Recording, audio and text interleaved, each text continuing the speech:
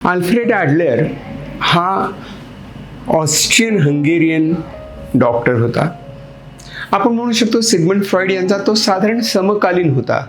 त्याच काळामध्ये दोघं काम करत होते. पण दोघांनी आपल्या विषयाच्या वेगळ्या प्रकारे सिद्धांत मांडले आणि अधिक दृष्टी व्यापक करण्याचा प्रयत्न केला.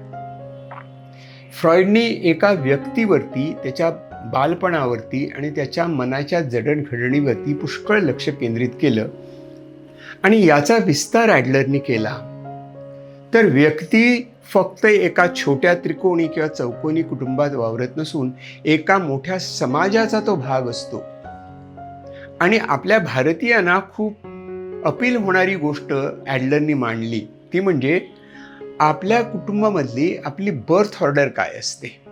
म्हणजे आपल्याकडे अजूनही म्हणतात ना, हा मधला, हा धाकटा, हा मोठा, हा थोरली पाती, धाकटी पाती असं आपण नेहमी म्हणत असतो. आणि तुमची तशी ऑर्डर असणं याने तुमच्या जीवनाला एक वेगळा आकार मिळतो, तुमच्या जीवनाची उद्दिष्ट ठरतात, तुमचं व्यक्तिमत्व ठरतं, असं आपण अगदी नेहमी उन्मेखून सांगत असतो की भारतीय कुटुंबाचं हे वैशिष्ट्य आहे. त्याचप्रमाणे माणूस हा man is not is an isolated island. एका मोठ्या विशाल समाजाचा तो भाग असतो आणि समाजाची आणि त्याची सतत देवाणघेवाण चाललेली असते. आणि त्याच्या मनाला आणि जीवनाला पूर्तता तेव्हाच मिळते जेव्हा हे मनाचं, व्यक्तीचं आणि समाजमनाचं नातं घट्ट होतं, देवाणघेवाण होते. आपल्याला आवडेल अशी थिअरी आहे.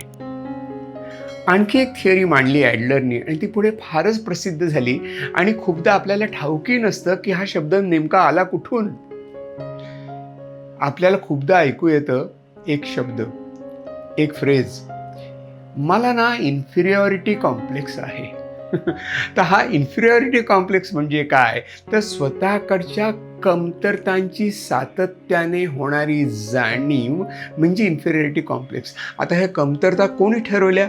अरे आपणच ठरवलेल्या असतात ना. आणि म्हणून त्याचा एक कॉम्प्लेक्स तयार होतो. आणि मग ॲडलरने याच्यावरती खूप विचार केला आणि हे कसे इन्फिरियॉरिटी कॉम्प्लेक्स कसे निर्माण होतात आणि त्याचं निराकरण कसं करायचं असतं याच्यावरती ॲडलरनी खूप भर दिला. आपली वेगळी सायकॉलॉजी मांडली, त्याला इंडिव्हिज्युअल सायकॉलॉजी असं म्हणतात.